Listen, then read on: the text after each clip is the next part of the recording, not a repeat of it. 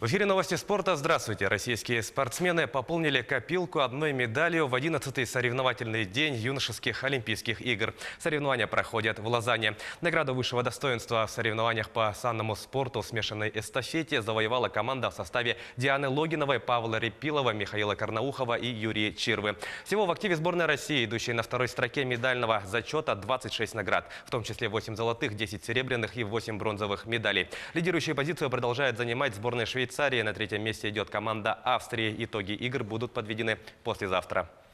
Пополнить копилку сборной намерены хоккеисты национальной команды, которые накануне вышли в полуфинал турнира в Лозанне. Россияне в заключительном матче группового этапа со счетом 9-0 выиграли у команды Дании и заняли первое место в группе «Б», одержав 2 победы в 2 матчах. В составе россиян четырежды отличился Матвей Мичмичиков. Хэт-трик оформил Иван Мирошниченко. По одной шайбе забросили Илья Квочко и Кирилл Долженков. В полуфинале турнира сборная России сыграет с командой Финляндии, которая в своем последнем матче предварительной стадии со счетом 2-1 обыграла хозяев соревнований швейцарцев. В другом полуфинале встретятся американские и канадские хоккеисты. Российский нападающий Вашингтона Александр Овечкин признан первой звездой недели в Национальной хоккейной лиге.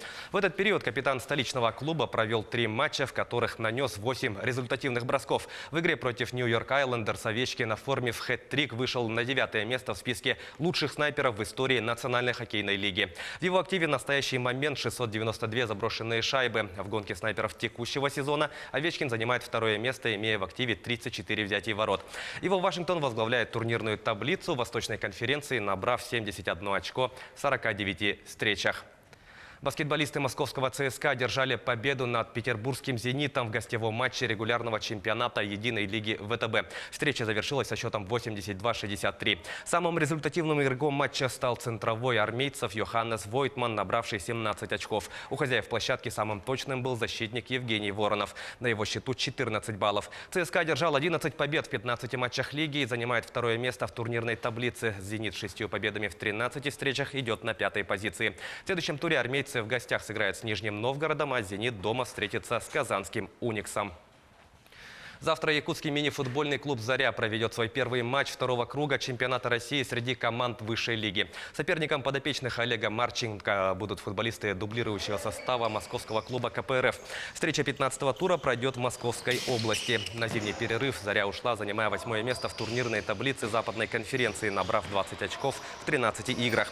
КПРФ-2 располагается на 3-й строке, имея в активе 36 пунктов после 14 встреч. Стартовый свисток матча «Заря» КПРФ-2 прозвучит завтра в 19:00 по якутскому времени. Трансляция будет доступна на официальном YouTube-канале Ассоциации мини-футбола России.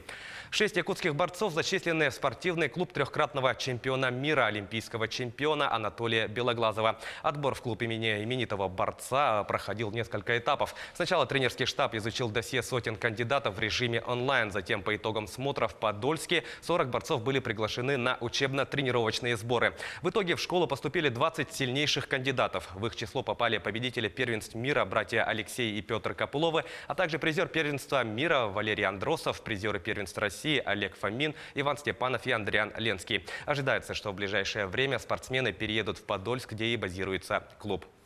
К этому часу это все спортивные новости. Мы продолжаем следить за событиями в жизни российского и мирового спорта.